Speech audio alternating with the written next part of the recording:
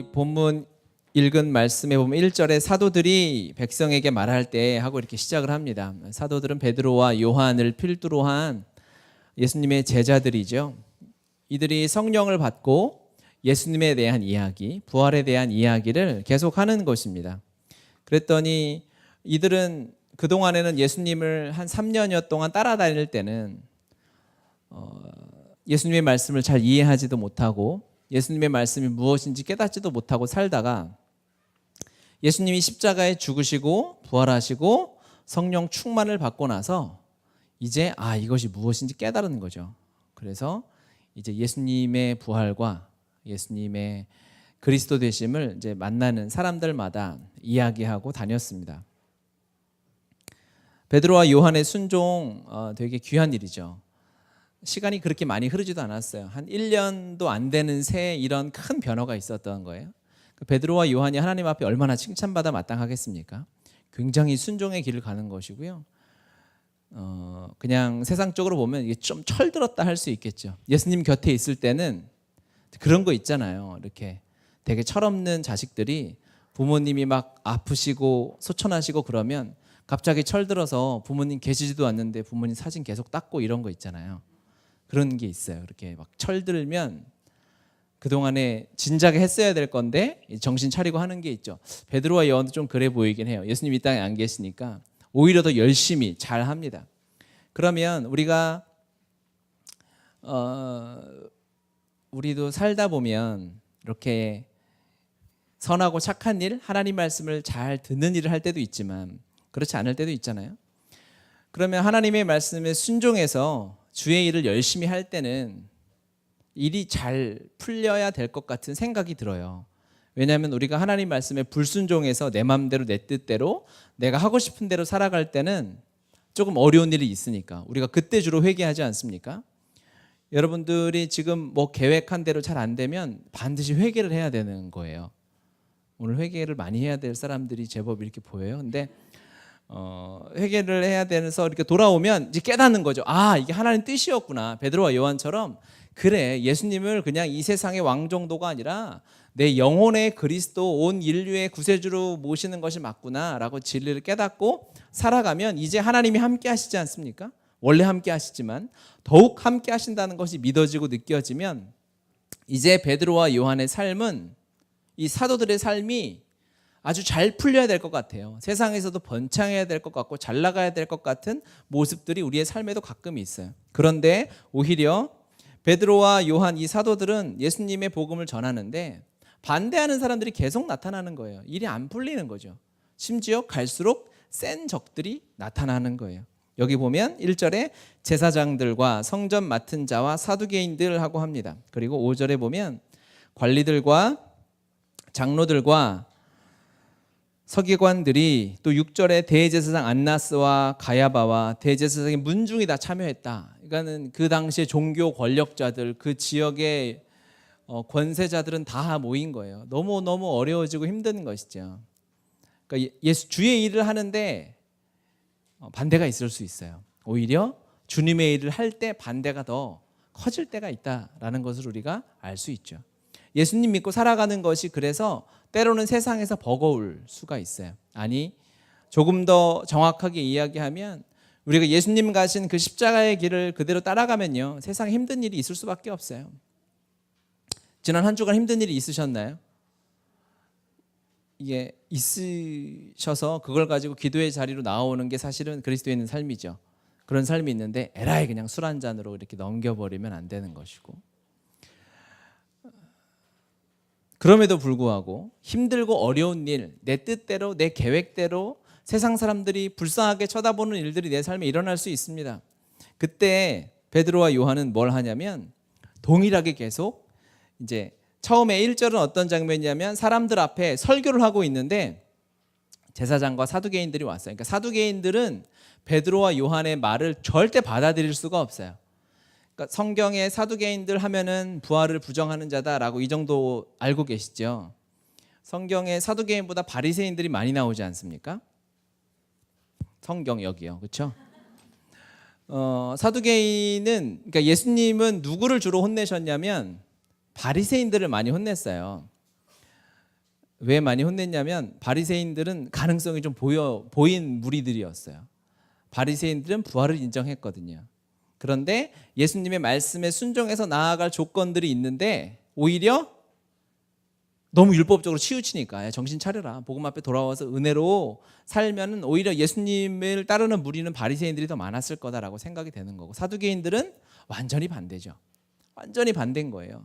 부활 자체를 거부하니까 예수님을 받아들일 수가 없는 거죠. 이 권력을 가진 층이 사두개인층이 많았습니다. 그러니까 오히려 예수님은 바리새인들을 많이 혼내고 한 거예요. 그러니까 사랑하는 자녀들에게 더 많이 혼내잖아요. 여러분이 하나님에게 많이 혼냄을 받고 하나님이 다루심이 많으면 하나님 날 사랑하시는구나라고 생각하셔야 되는데 그렇게 바라지는 않게 되죠, 우리가 인간적으로. 그런데 하나님은 어쨌든 여기 사두개인들이 막 이렇게 몰려온 거예요. 그리고 이제 5절로 넘어가면 이튿날 하고 장면이 바뀌어서 대제사장 대대로 모여 있고 관리들과 사두개인들이 모여서 이제 베드로와 요한을 신문하는 겁니다. 베드로와 요한의 출신을 우리가 알잖아요. 갈릴리의 저 시골 구석의 어부 출신이에요. 이 사람들은 예루살렘에서 정권을 잡고 권력을 잡고 살았던, 지금으로 치면은 뭐 국회의원급 이상이 되겠죠. 높은 권력자들입니다. 그들 앞에 이들이 선다는 것만으로도 대단히 떨리는 일이에요. 잘 안 써보셨죠, 여러분? 저는 가끔 정치인들도 만나고 국회도 가고 예전엔 했었는데, 대학생 때부터. 그러면 처음에 만날 때 떨려서 제가 학생 대표로 국가조창기도에 가가지고 처음으로 세종문화회관에 막 모여가지고 스테이크 먹다가 체해가지고, 아직도 스테이크 먹을 때 많이 씹어 먹어요. 왜냐면 저 서울 강동 촌놈이 그렇게 세종문화관에서 막 대통령 비서실장하고 국회의원들 막 1000명 모여서 밥 먹는데 구석에서 청바지 입고 스테이크 써는데 얼마나 떨리겠어요. 온팡 체해가지고 다 토하고 그랬던 아픔이 있어요. 그러니까 베드로와 요한도 이 자리에 서보는 일이 쉬운 게 아닙니다. 대단히 떨리고 어려운 일일 수 있어요. 그리고 그렇게 높은 사람들이 다 예수 믿는 사람들이어서 자기 말을 잘 들어주는 이렇게 해피한 얼굴을 하고 있으면 모르겠는데, 다 베드로와 요한의 반대자들이 이렇게 권력자들이 쫙 앉아있고 이 앞에 서서 너희들이 지금 무슨 짓을 하고 있냐라고 이야기하는 거예요. 그 자리에서 그대로 또 예수님이 그리스도다, 예수님 부활하셨다, 이 말하는 게 쉬울까요? 쉬운 일이 아닙니다. 대단히 어려운 일이에요. 그렇게 이해가 되시죠? 그렇게 이해되시라고 제가 지금 10분을 사용했어요. 상황과 이 사람들의 배경을 설명한 거예요. 베드로와 요한이 지금 사도행전 4장 5절부터 예수는 그리스도다, 예수님 부활하셨다라고 이야기하는 것이 대단히 어려운 일이라는 거예요. 상황도 그렇고 사람도 그렇고 환경도 그렇고요. 자신의 배경도 그렇고 자신의 과거도 그렇고요. 그런데 그곳에서도 동일하게 베드로와 요한이 예수님이 하나님이시다라고 설교할 수 있었던 이유가 무엇일까요? 이유는 여러 가지 있겠지만, 지금 이제 4장 5절부터 이 베드로가 하는 설교는 사도행전에 기록된 베드로의 4번째 설교다, 이렇게 말을 합니다. 그러니까 베드로가 벌써 성령 충만함을 받고 가는 곳마다 예수님의 이야기를 하기 시작한 거예요. 이 습관이 들었구나. 베드로는 이제부터 만나는 사람에게 무조건 예수 그리스도 이야기만 하기로 결정하고 그렇게 살아갔기 때문에 앞에 누가 있던 나를 반대하건 권력자가 있건 힘들고 어려운 폭풍우가 나에게 다가온다 해도 예수님만을 전하기로 결정하고 그러한 삶을 살아왔기 때문에 할 수 있었구나 라고 생각이 들었어요. 여러분, 우리가 하나님의 말씀대로 살기 원하시죠? 여러분, 그렇잖아요? 세상은 앞으로 더 우리 힘들게 할 거예요. 우리가 그리스도인이 살아가는 게 더 어려워질 세상이 올 거라고요. 그러면 우리가 그때도 하나님의 말씀대로 사는 방법은 무엇이냐면 오늘 말씀대로 사는 거예요. 내가 기도의 사람으로 힘들고 어려울 때, 인생의 중요한 갈림길 앞에서 하나님의 뜻을 구할 때 이렇게 성경 펴가지고 열리는데 이렇게 찾지 않고 무슨 무당하듯이 찾는 게 아니라 그 순간에도 하나님의 뜻을 알고 하나님의 계획대로 따라가기 원한다면 내가 오늘 기도의 사람으로 사는 것밖에 없어요. 베드로와 요한은 하나님께서 맡겨주신 자리에서 예수 그리스도 전하는 삶을 살았기 때문에 이 어려운 자리에서 살 수 있었다. 그러면 우리도 동일합니다. 여러분 매일매일이 삶이 말씀과 기도의 삶, 아침에 일어나서 말씀 묵상이 나의 모든 것이 되고 전부가 되는 자가 그때도 그 어려운 때도 여러분의 삶에 분명히 어려운 때가 온다니까요. 아멘 해도 돼요. 아멘 하면 빨리 올 것 같아요? 아니요. 와요. 오긴 옵니다. 그때도 우리가 말씀으로 하나님과 함께 진짜 이 거친 파도가 날 향해 와도 주와 함께 날아오를 수 있는 방법은 무엇일까요? 아침에 일어나서 말씀으로 사는 거예요. 묵상하고 기도하고 사는 사람이 그런 삶을 사는 거죠. 우리는 하나님께서 선교적인 귀를 세워주셨잖아요. 우리가 선교사로 사는 방법은 무엇일까요? 나중에 돈 많이 모아서 하나님이 말씀하시면 꿈속에서 뻥 하고 나타나셔서 너 이제 정리하고 떠나라 그렇게 하실까요? 그렇지 않죠? 다 알죠? 우리가 오늘 하루하루를 선교사적인 삶을 사는 거예요. 매일 말씀 묵상하고 선교지를 위하여 열방을 위하여 기도하고 그렇게 했을 때 하나님께서 선교지로 갖다 쓰시는 거죠. 그게 어려운 게 아니에요. 그냥 대한민국에서 그렇게 살다가 옮기면 거기서도 동일하게 살면 되니까. 그런 삶을 살지 않았는데 갑자기 어느 날 너 선교사로 가라. 이게 얼마나 어려운 일이겠어요. 하나님도 그렇게 무리 안 하시죠. 하나님이 이곳에서 지금 우리의 삶의 현장에서 선교사로 살다가 훈련시켰을 때 하나님이 하나님의 때에 그곳으로 보내시는 거 아니겠습니까? 우리 몽골 선교사님 가정이 저기서 예배하고 있는데 저 가정도 선교사로 훈련을 받았던 기억이 많이 나죠. 한 번은 우리 집에서 밥 먹고 설거지를 하는데 우리 찬양인도 한 윤성 순장하고 둘이서 설거지하면서 계속 선교 얘기를 하더라고요. 그리고 저렇게 됐어요. 설거지하면서도 선교에 대해서 이야기하고 말하고 꿈꾸었던 거죠. 어느 한 번에 한 텀의 훈련을 받는다. 어떤 큰 학교에 들어간다. 그것만으로 되는 것이 아닙니다. 우리의 삶이 되었을 때 우리가 여러분이 10년 뒤에 어떠한 삶을 사는지는 여러분 하루의 삶을 그대로 놓고 보면 알 수 있어요. 여러분 어제 어떻게 사셨습니까? 어제 아침에 말씀으로 살고 하나님과 약속한 그 시간의 자리에서 기도하고 말씀 통독하고 순모임하고 이런 삶을 살았으면 아마 10년 뒤에도 동일한 하지만 더 큰 은혜를 누리는 삶을 살겠죠. 그런데 어제 주말이라고 벨트 풀르고 먹고 자빠지고 잠자고 TV 보고 이러면 아마 10년 뒤 토요일에도 그럴 저주하는 건 아닌데 그럴 수도 있다라고 우리가 충분히 생각하고 내 삶을 돌아볼 필요가 있는 것이죠. 하나님 우리 교회를 통해서 작은 교회 아니겠습니까? 하지만 하나님이 일하시는 것들이 있잖아요. 그래서 그 동일한 원리로 우리 교회가 하나하나 하잖아요.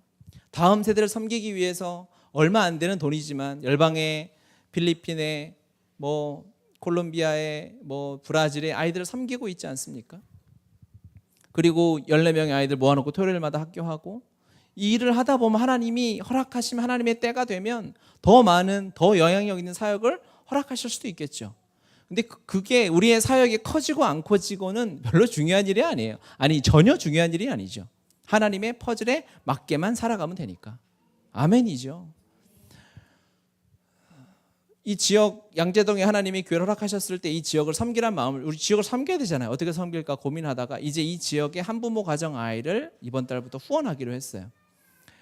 많은 금액은 아니지만 이 첫걸음이 이 지역에 있는 모든 하나님의 사랑에 필요한 아이를 섬기는 데 첫걸음이 될 줄 믿어요. 그 믿음으로 우리가 섬기기 시작하는 거죠. 우리가 북한의 어린이 센터를 세워야 됩니다. 그렇죠? 제 혼자 하는 게 아니라 우리 다 같이 하는 거죠. 다 같이 하는데 이제 우리가 예배도 비전 예배도 드리고 헌신도 하고 해서 아마 이제 이번 달부터 한 달에 한 번 정도는 북한 어린이 센터를 위한 기도회를 이제 해야 되겠다라는 생각이 들어요. 아무것도 세상으로 봤을 때는 그게 뭔가 싶을 수 있어요. 하지만 이 삶을 살다 보면 아마 10년 뒤에 우리가 평양에서 그 아이들과 예배를 드리고 있을 거예요. 그렇죠. 주님의 때가 되고 하나님이 허락하시면 청소년들을 다음 세대를 섬기라는 마음을 주셔서 어떻게 또 이 지역의 아이들을 섬길까? 우리에게 있는 몇 명의 청소년들도 있지만 전사님과 함께 이 지역의 이제 고등학교에 개척하고 돌파해서 이 지역에 있는 이 고등학생들을 어떻게 섬길까? 기도를 시작하고 스캔을 시작했어요. 이 지역에 가까이 있는 고등학교들의 현황을 파악하고 그곳에 몇 명의 지역으로 떨어지는 영혼들이 있는가 살펴보고 있어요. 하나님이 허락하신 이 사역들이 지금 보기엔 아무것도 아닐 수 있지만 하나님의 약속을 붙잡은 사람은 가슴이 벅찬 거예요. 하는 일이 너무, 그거를 여러분의 삶에 동일하게 적용해 보세요. 자, 여러분, 우리가 북한 어린센터를 위해서 이제 기도를 시작합니다. 기도 시작하고 있어요, 벌써. 그렇죠? 어떻게 될까요? 이제 몇 개월, 몇 년 가지 않아서 북한의 어린이센터를 세워서 그곳에서 예수님의 이름으로 아이들 가르칠 거예요.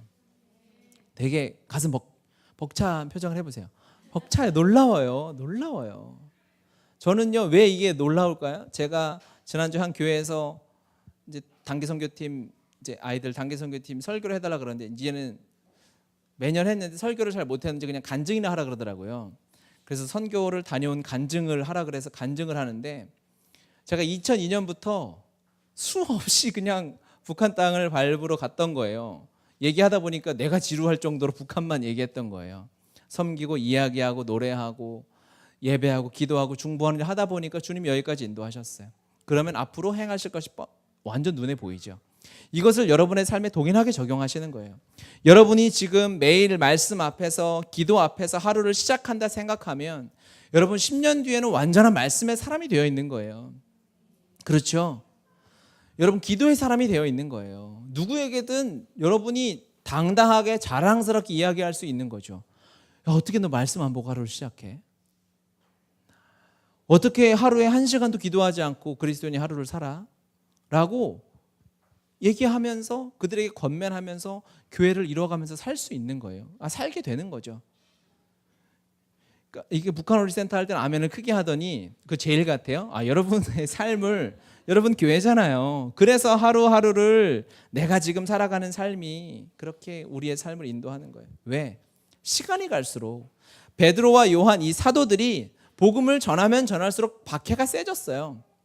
핍박이 많아졌어요. 결국 죽임을 당했어요. 이것은 성경에서 이야기하고 있는 것과 똑같아요. 제자들이 예수님의 천국 가시기 전에, 승천하시기 전에 마지막 때 무슨 일이 있습니까? 라고 물어보는 거죠. 그랬더니 예수님이 이렇게 말씀하십니다. 많은 사람이 내 이름으로 와서 이르되 나는 그리스도라 하여 많은 사람이 미혹하리라. 예수 그리스도께서 제자들에게 뭐라고 마지막 때를 설명해 주시냐면, 이제 시간이 가면 갈수록 많은 사람들이 유혹하고 이단들이 나오고 이게 메시아다. 이게 종교적인 이야기만 하는 것이 아니에요. 돈이 메시아다라고 이야기하는 거예요. 너의 안정적인 직장이 메시아다. 좋은 아파트, 좋은 투자, 좋은 증권, 너의 통장 계좌가 너의 메시아다라고 이야기하는 것과 똑같은 거죠. 지금 그 시대를 살고 있죠.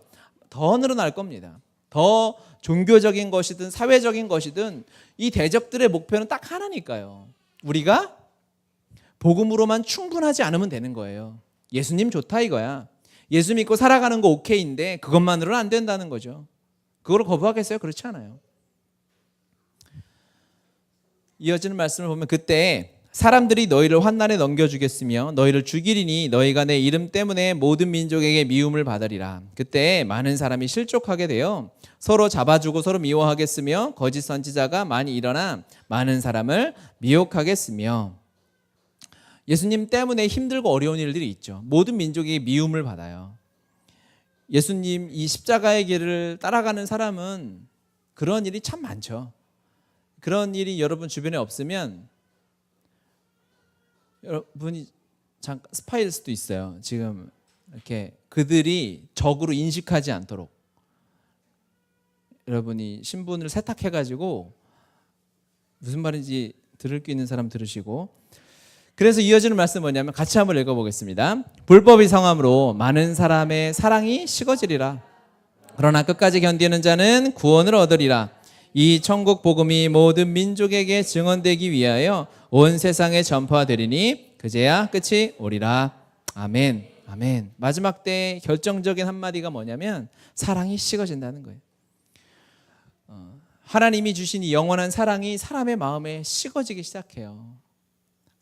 모든 사람은 사랑받으면서 살도록 창조되었기 때문에 하나님의 사랑으로 충만하고 채워지지 않으면 다른 헛된 사랑을 찾게 되죠. 그 사랑은 반드시 배신당하게 됩니다. 그래서 사람에게 상처받고요, 세상에게 상처받고, 부모에게 상처받고, 친구에게 상처받는 거예요. 이 사랑이 식어지는 원인이 무엇일까요? 이 사랑은 사람 간의 사랑일 수도 있겠지만 이 사랑이 식어지는 이유는 그리스도의 십자가 사랑에서 멀어졌기 때문입니다. 마지막 때는 시간이 가면 갈수록 우리를 그리스도의 십자가에서 멀어지게 할 거예요. 이 세대의 목적은 바로 거기 있습니다. 우리는 십자가 안에서 살아야 하는 거예요. 십자가 앞으로 더 가까이 가야 하는 거예요. 복음의 능력을 잃어버리면 이 마지막 때 이 어려움을 그대로 온몸으로 다 받게 되는 거예요. 방법 아주 단순하죠. 우리가 시간이 갈수록 매일 아침마다 말씀 앞에서 예수 그리스도의 십자가 앞으로 나아가면 이 사랑이 식어지는 세대에 완전한 사랑을 가진 자가 우뚝 솟아날 거예요. 풍랑이 셀수록 실력자만 살아남는 거죠. 그렇죠? 이제 지난주에도 그 전주에도 한국 교회에 대한 언론의 뉴스가 이제 너무 많아졌어요. 너무너무 안타깝고 목사라는 명찰을 붙이고 살아가는 자들이 정치 권력과 결탁해서 교회는 그렇게 하면 안 되거든요. 그런데 이제 더 이상 욕먹고 손가락질 받는 것이 전혀 어색하지 않을 만큼 이제 여러분도 거부감 별로 없죠.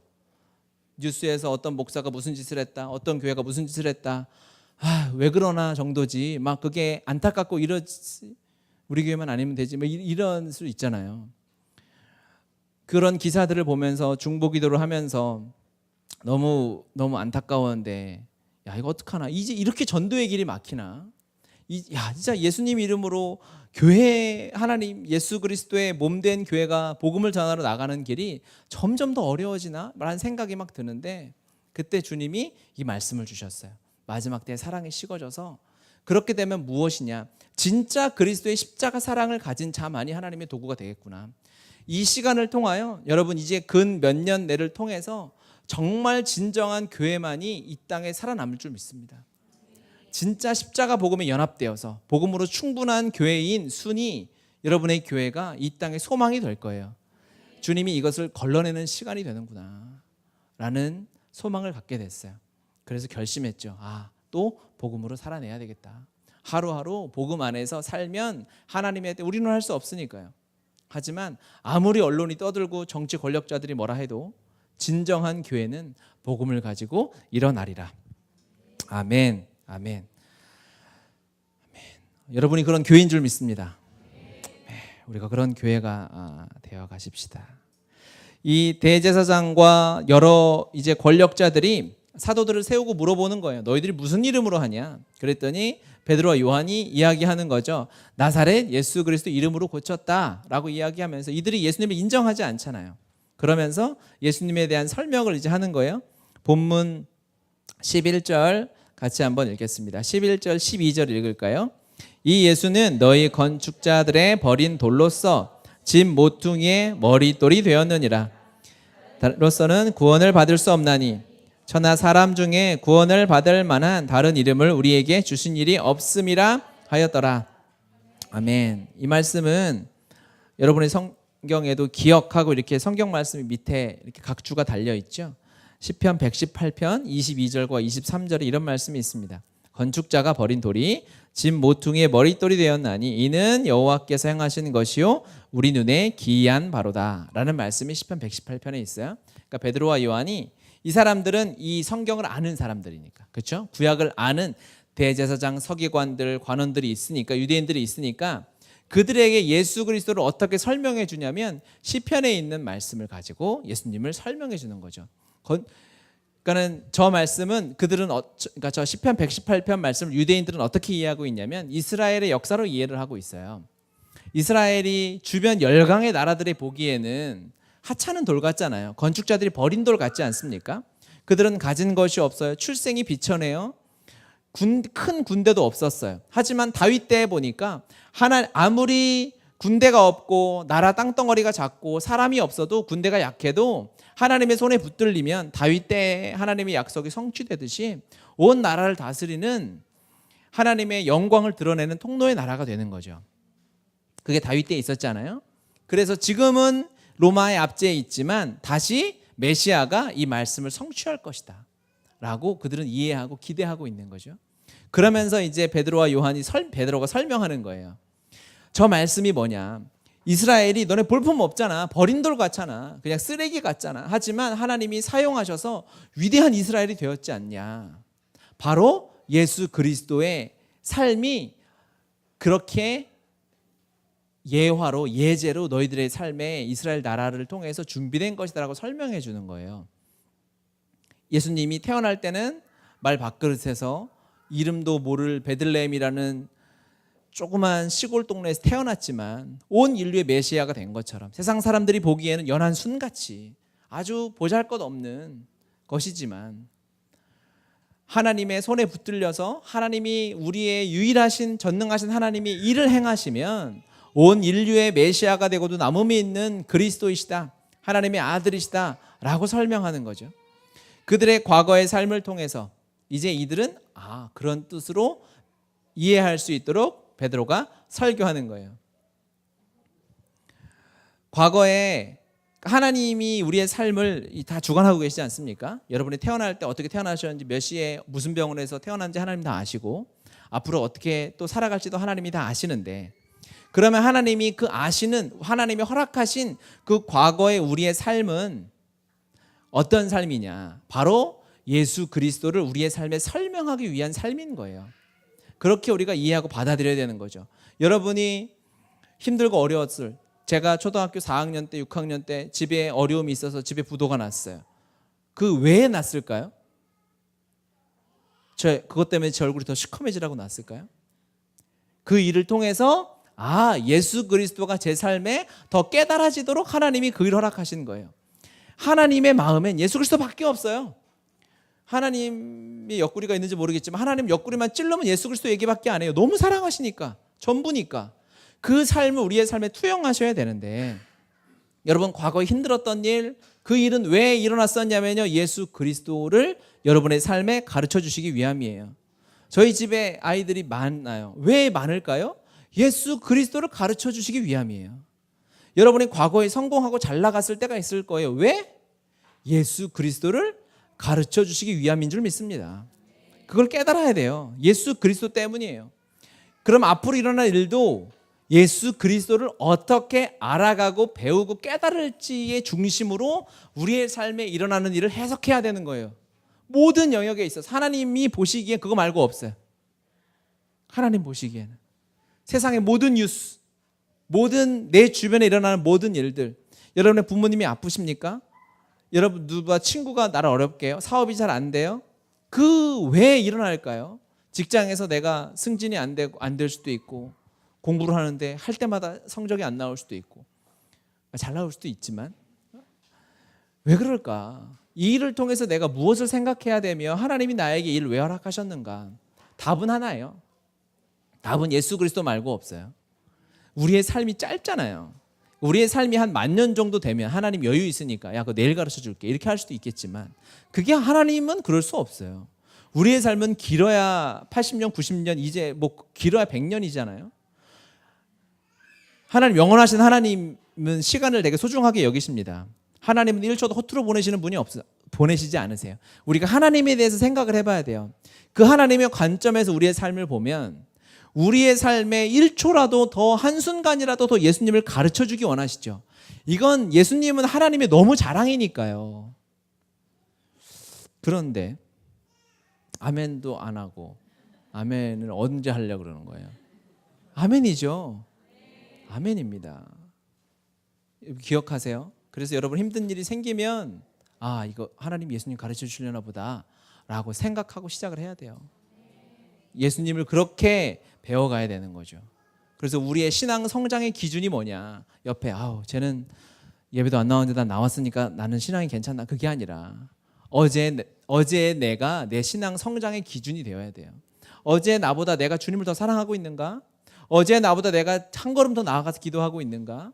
어제 나보다 내가 주님의 은혜를 더 누리고 있는가? 그것이 내 신앙 성장과 훈련의 기준이어야지. 주변의 옆 사람들, 그래도 세상에 놀고 자빠지는 애들 많은데 그래도 이 정도만 해도 난 괜찮은 거지, 그렇게 생각하시면 안 되는 거죠. 하나님은 언제나 내 삶에서 가장 좋은 것, 더 하나님의 사랑이 부어지는 그 자리로 우리를 초대하시고 훈련시키시고 인도하시는 줄 믿으시길 바랍니다. 이것이 우리의 삶에 허락하신 이유고, 또 베드로가 설교한 걸 보면 그들이 가장 잘 알아들을 수 있는 방법으로 말씀하신 거죠. 그렇죠? 예수님의 설교를 봐도 예수님은 그 주변에 있는 이스라엘 백성들, 유대인들이 가장 잘 알아들을 수 있는 것들을 예화로 드셨어요. 양의 예화를 들었다. 우리는 양의 예화를 들으면 여러분 중에서 혹시 양 키워본 사람 있어요? 지난주에 우리가 아이들하고 양 먹이는 줘봤지만 집에 혹시 애완 양 있으세요? 없죠? 그러니까 성경에서 예수님이 양 얘기하면 우리가 참 멀게 오지만 지금을 치면 뭐 우리 개나 고양이는 많이 키워도 양은 안 키우니까. 근데 그들의 삶에는 아주 가깝기 때문에 양의 예화, 목자의 예화를 들면 잘 이해하는 거죠. 예수님이 누가복음 12장 24절에 보면 이제 예화가 12장에 계속 나오는데 까마귀를 생각하라. 심지도 않고 거두지도 않고 창고도 하나님이 기르시나니 너희는 새보다 얼마나 더 귀하냐. 까마귀, 이스라엘에 가봤더니 까마귀가 있을까요, 없을까요? 있어요. 예수님이 보다 까마귀를 보신 거죠. 제가 일부러 예루살렘 다니면서 까마귀를 있나 없나 봤어요. 있다고. 그러니까 설명하기 쉬운 거죠. 저 까마귀를 봐라. 손가락질하면서 가르치는 거예요. 예수님이 그렇게 설명하시는 거죠. 이어지는 말씀은 백합화를 생각해 봐라. 그러면 솔로몬의 모든 영광으로 입은 것이 이 꽃 하나만큼 훌륭하지 못하였느니라. 그들이 다 아는 말씀, 그들이 다 이해하는 솔로몬의 영광, 백합화 비교하면 이게 얼마나, 솔로몬의 영광 하면 이스라엘의 가장 큰 영광 아니겠습니까? 그런데 그것이 이 백합화의 하나보다도 못하다라고 주님이 예화를 들어주시니 이 말씀을 듣는 이스라엘 백성들이 얼마나 충격이 크겠습니까? 하나님은요, 우리가 가장 알아듣기 쉽고 가장 이해하기 쉬운 방법으로 여전히 지금도 말씀하고 계세요. 그렇죠? 그러면 여러분이 살아가면서 이번 한 주간도 사실 텐데 하나님의 음성과 하나님의 뜻과 하나님의 말씀은 계속 알아들을 수 있어요. 있는 거예요. 그렇죠? 여러분이 여기서 내일부터 오늘 저녁부터 하루를 살아가실 텐데 수많은 일들이 있을 것입니다. 그 하나하나의 사건이 하나님의 음성이고 하나님의 말씀이에요. 그거 알아들어야 돼요. 하나님의 뜻을 마음에 새길 수 있어요. 걸어가면서 하늘을 하나만 봐도, 버스 하나만 내 앞에 지나가도 내 영이 깨어서 하나님을 바라보고 주의 음성에 귀 기울이고 있으면 내가 그 하나님의 뜻을 깨닫고 알고 묵상하고 살아갈 수 있다고요. 이게 그리스도의 삶이라고요. 그렇죠? 그런데도 우리가 그렇게 살아가지 못하는 이유는 무엇일까요? 이미 정해져 있는 하나님의 말씀을 통해서 우리가 세상을 해석하고 바라볼 수 있어야 되는데 이게 세계관인데 성경을 통해 세상을 봐야 되잖아요. 그렇죠? 이 안경을 벗고 있는 거예요. 성경이 내 삶에서 멀어요. 그러면 하나님이 아무리 사인을 주고 과거에 있었던 일, 앞으로 일어나는 일, 지금 막 생기는 일들이 다 예수님을 가르쳐주고 하나님의 사랑의 고백임에도 불구하고 내가 말씀으로부터 떨어져 있으면 이 말씀이 들리지가 않는 거예요. 하나님의 계획이 보이지 않아요. 들리지 않아요. 왜? 내가 보는 것이 다른 것이기 때문에. 그래서 말씀 안에 살아가는 것이 그래서 중요한 거예요. 여러분이 이 말씀에 깨어 있으면 이번 한 주에 하나님이 주시는 음성과 깨달음이 굉장히 많을 거예요. 그렇죠? 왜 또 들리지 않냐면 두 번째는 깨달아도 그것을 기도의 자리로 가지고 나아가야 돼요. 기도를 통해서도 깨닫지만 깨달음을 통해서도 기도의 자리로 가는 거죠. 기도는 하나님이 주신 은혜를 마음에 새기는 작업이라고 저는 생각해요. 하나님이 주신 은혜와 사랑과 그 말씀과 인도하심에 감사해서 기도의 자리로 가서 내 마음판에 새기는 작업이 바로 기도의 자리예요. 받은 은혜가 너무 많은데 하나님이 심지어 요즘에는 말씀도 많이 듣는 분들이 있어요. 하루에 설교를 3편씩 듣는 한 지체를 만나서 앞으로 안 만난다 그래요. 유명한 목사님 설교는 매주 유튜브로 다 듣는데요. 그래서 교제를 끊으려고 그러는데 그렇게 말씀을 많이 듣고 깨닫고 뭐 묵상도 하는데도 불구하고 성경 통독도 잘하는데도 불구하고 주의 음성과 말씀에 깨어서 하나님과 깊은 교제가 일어나지 않는다라는 것은 기도의 자리가 내 삶에 사라질 때 그런 일이 일어나요. 기도하면서 주님이 깨달은 것들을 내 마음의 노트에 적는 거예요. 내 마음의 노트에 하나님과 대화하며 적는 거예요. 기도한 것을 성령께서 깨닫게 해주시고 기도를 통해서 일하게 하시고 기도한 것을 생각나게 해주시면서 하나님의 역사와 하나님의 일들이 내 삶에 펼쳐지는 것이죠. 너무 단순하게 말씀과 기도인데 매일매일의 그런 삶을 살아가는 것이 당연히 전제되어야 되는 거죠. 첫 번째는 말씀의 삶, 두 번째는 기도의 삶이 여러분의 삶에 지속적으로 시간을 정해놓고 있어야 돼요. 그리고 또 하나 중요한 건 무엇이냐면 예수님은 그런 삶을 사셨음에도 불구하고 예수님이 정기적으로 하셨던 삶이 있어요. 그것은 뭐냐면 한적한 곳으로 가는 삶이었어요. 이 세상의 바쁨에서, 바쁘죠. 매일매일 살아야 되는데 바쁘니까 바쁨에도 불구하고 아침에 말씀 묵상하고 통독하고 기도하고 살아가는데, 그럼에도 불구하고 예수님은 또 따로 시간을 내서 한적한 곳에 가서 하나님과 깊이 대화하는 시간을 가졌어요. 그 시간이 여러분의 삶에 필요한 거예요. 한적한 곳의 시간이 하나님과 여러분의 관계에 있어야 되는 거예요. 그 시간이 여러분에게 필요해요. 사람은 그렇게 창조되었어요. 우리가 안식일을 지켜서 주일날 하나님 앞에 예배하잖아요. 하지만 이것은 너무 당연한 것이고요. 이것만으로 충분하지 않아요. 여러분, 시간을 내서 하나님 앞에 세상으로부터 시선을 모두 끊고 하나님과 기도하고 묵상하고 나아가는 시간들이 필요한 거예요. 어제가 6월 1일이어서 제가 예전에 많이 했는데 매달 첫날 금식하고 했거든요. 그동안에 열심히 잘 먹다가 어제는 금식을 했어요. 하루를. 어땠을까요? 하루를 딱 금식하면 어땠을까요? 굉장히 배가 고팠어요. 당연한 일이죠. 하지만 그 시간을 통해서 다시 하나님께서 이걸 깨닫게 해주시는 거예요. 그 금식을 하면서 제가 환상을 보거나 말씀의 깊은 비밀을 깨닫고 막 성경 말씀이 살아서 움직인 게 아니라 이것이 그리스도의 삶이구나라는 것을 다시 한번 깨닫게 되는 거죠.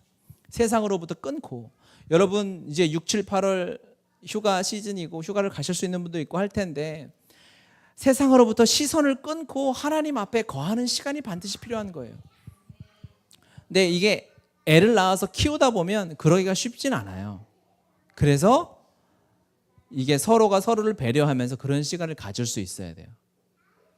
애를 아빠가 한 명 봐주면 엄마가 이제 곡기를 다 끊고 기도를 이렇게 한 3일 하고 온다든지, 또는 이제 엄마가 다 보면 아빠도 그냥 내가 돈 버니까 힘들다고 해서 그냥 TV 앞에 자빠질 게 아니라 기도원을 가든 집중해서 복음 순장학교로 오든 단기 선교를 헌신하든, 이렇게 해서 우리가 한적한 곳으로 가서 주님과의 깊은 교제가 회복되어야 우리가 힘을 얻고 하나님의 말씀을 깨닫고 세상을 바라보는 관점도 회복될 수 있어요. 세상이 그렇게 쉽지 않습니다. 주님이 마지막으로 이 말씀 한번 읽고 우리 같이 기도합시다. 같이 한번 읽겠습니다. 이것을 너희에게 이르는 것은 너희로 내 안에서 평안을 누리게 하려 함이라. 세상에서는 너희가 환난을 당하나 담대하라. 내가 세상을 이기었노라. 아멘. 그리스도인들, 예수님이 제자들에게 뭐라고 말씀해 주시냐면 너희가 세상에서 환난을 당할 거래요. 수준이 있으시잖아요. 주님이 환난이라고 하면 진짜 무서운 거예요. 그렇죠? 여러분, 제가 우리 인간 수준에서 어려워봤자 우리가 얼마나 어렵겠어요. 그런데 주님이 너희들 세상에서 힘들 거야 결정하셨어요. 하지만 담대하라. 내가 이겼으니까 너희도 이길 수 있을 거야. 우리는 전쟁 중에 있는 거죠. 싸움 중에 있는 거죠. 그냥 편안하게 아무런 긴장감 없이 세상을 살아가는 것이 그리스도의 삶이 아닌 거예요. 주님이 하신 말씀을 우리의 마음에 새기면서 우리가 기도하고 성찬으로 갔으면 좋겠어요. 주님이 우리에게 평안을 주고 싶으시대요. 왜 그럴까? 왜 평안을 주고 싶으실까? 주님이 보시기에 우리 안에 평안이 없는 것이 너무 안타까운 거예요. 예수님 믿고 살아가면 여러분 엄청난 평안이 임합니다. 여러분의 마음에 막 태풍이 몰아치는데 평안이 임하는 거예요. 우리 주중에 우리 유식순장 아버지 어려움에 기도 제목 올라왔잖아요. 기도 제목 올라와서 기도하는데 하나님이 그 기도 제목을 주셨어요. 유식순장과 그 가정이 평안할지어다. 이거는 정신 나간 기도예요. 어떻게 평안해요? 평생 나를 낳아준 아버지가 생사의 갈림길에 있는데, 하지만 주님이 그때 평안을 주고 싶어 하시는, 평안이 임할 줄 믿습니다. 그 어떠한 우리의 삶의 어려움이 당하와도 하나님이 주시고 싶어하는 평안을 누리시기 바라요. 이번 6월 한 달 우리를 힘들게 하는 많은 일들이 있겠지만, 우리를 신경 쓰게 하고 스트레스 받게 하는 많은 일들이 있겠지만, 우리가 주님이 주시고자 하시는 이 평안 안에 거하는 그런 한 달 될 줄 믿습니다. 저 또한 그렇게 기도할게요.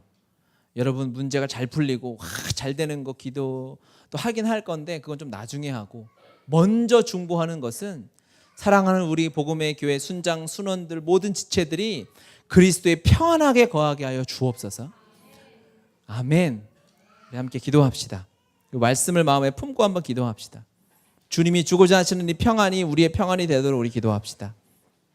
그 방법은 주님 내 안에 사시는 것을 확인하는 것밖에 없어요. 성령님이 내 안에 사시는 것을 확인하는 것밖에 없는 줄 믿습니다. 아멘. 주님이 이 말씀으로 우리 안에 평안을, 모든 문제와 능력을 이기는 그리스도의 평안을 허락해 달라고 기도해 주시고, 또한 성찬을 대합니다. 그리스도의 살과 피에 합당한 삶 살아가는 자 되게 해달라고, 또 우리가 회개해야 될 것들이 있다면, 주님 앞에 게을렀다거나 주님의 말씀에 순종하지 못한 모습들이 있다면 우리가 주님 앞에 내 삶을 드리며 회개하며 우리 주여 삼창하시고 함께 기도합시다.